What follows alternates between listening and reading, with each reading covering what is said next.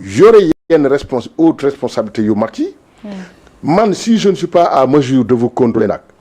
non doyuma la comme président conseil d'administration. parce que conseil d'administration damay jaar yow foo jaaragul. xam comprendre yow loo xamul moo may permettre man su may def samay orientation ba pare. boo si def ay erreur mu mën la rectifier. ma mën a contrôler maintenant la gestion de la structure parce que toutes les structures yi nga xam ne yore conseil d'administration tu as une obligation de produire maintenant des projets des kii nu mu tëddi les kii financiers. Les kii état d'exécution financière trimestrielle. chaque 3 mois. oui. à partir du budget ak li nga xam te moom nga exécuté. dañoo war a def maintenant la comparaison pour xool est-ce que li nga xam moom la ñu dégagé woon ci budget bi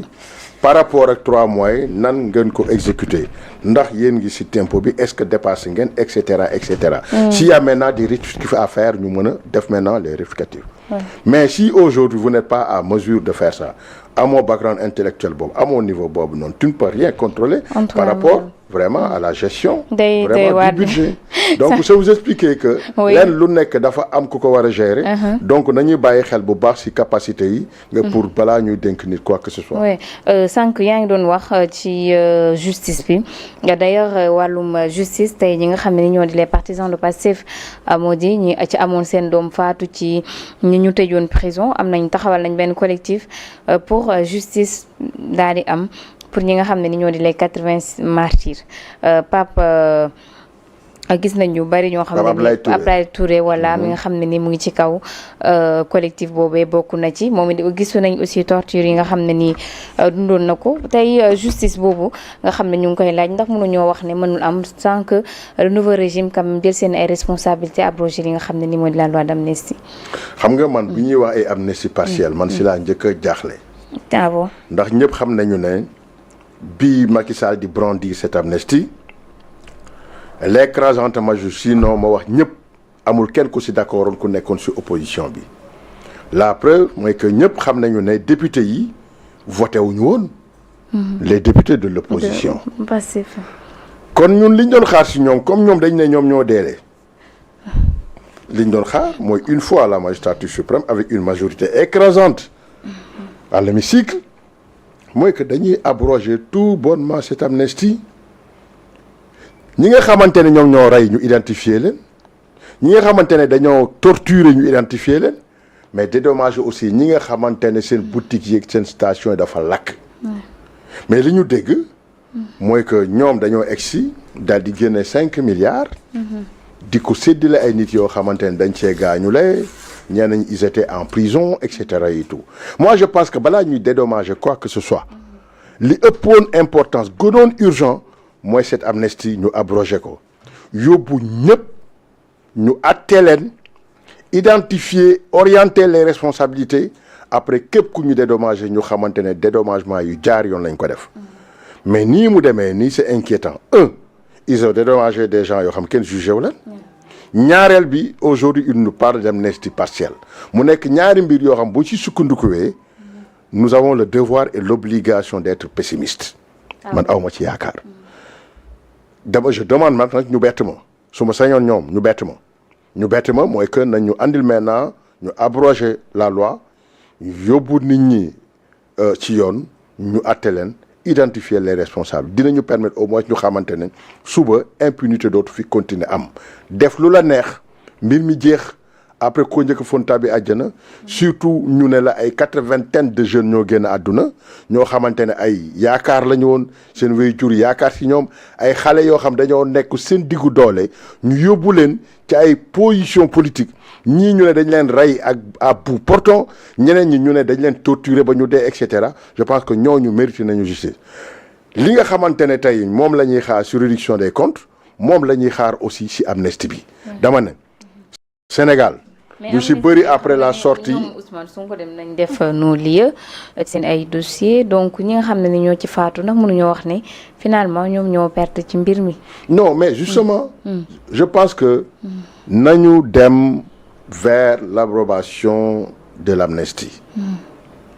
suñu ko dindee lépp dañ koy refaire ndak Sénégal fi mu toll man gëwuma fi ay non-lieu aujourd'hui même bu dee dafa am non-lieu ak Ousmane Sonko et cetera loolu ça n'enlève en rien ñu mën a topp ba xam dëgg aujourd'hui Afrique du Sud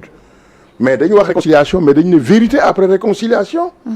aujourd'hui gis naa après la sortie de Bassirou Diomaye Diakhar Faye beaucoup de patriotes dañu def sortie pour dire que ñoom ils ne sont pas contre mu am des retrouvailles mu xam am jàmm am réconciliation mais vérité d'abord et je suis totalement en phase avec eux aujourd'hui balaa ñuy wax maintenant ay réconciliation dama ne ñi deelee nañu identifier ñi leen rey ñi torturer nañu identifier ñi leen torturer ñi nga xamante ne dañoo yàqule nañu identifier ñan ñoo yàq ñi nga xamante dañu defoon des détournements de deniers publics nañu identifier ñan ñoo defoon détournement ñu dendoo jusqu'au dernier centime xaalisu askan bi après bu ñuy def réconciliation ñu def réconciliation et loolu mooy nekk réconciliation yu sincère yuy continuer reddition de compte nag ne veut pas dire vraiment règlement de compte mais bu ñu jëlee yëpp ñu teg ko ci yoon je pense que lépp dina jaar ci yoon moo tax sànq bi may wax affaire Ousmane Diagne mais le Ousmane Diagne procureur la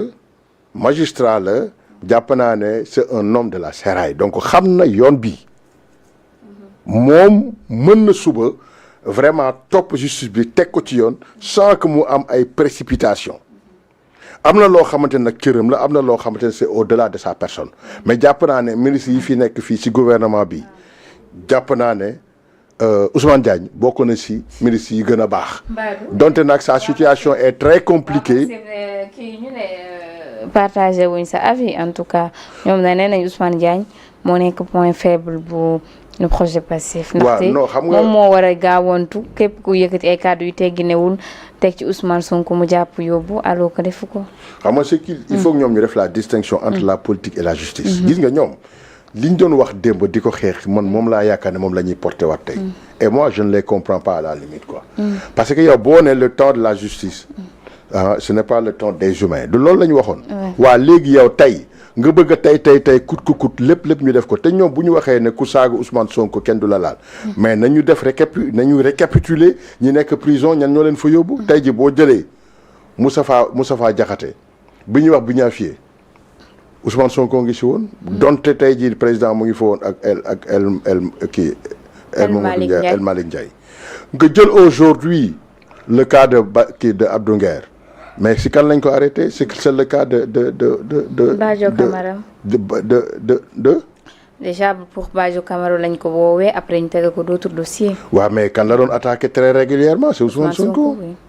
tey jii boo jëlee aujourd'hui le cas de Bassirou Gadiaga bii ni très récemment Badara Gadiaga kan moo tax ñu arrêté ko c'est toujours la même personne donc bu ñu wax ne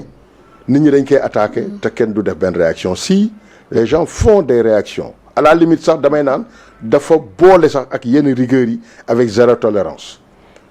tey jii bu dee dañuy wax zéro tolérance mais ñu mën nañ ko xaare maintenant si Azoura Fall il a insulté le président en exercice mujjul fenn Azoura Fall a insulté le président sortant mujjul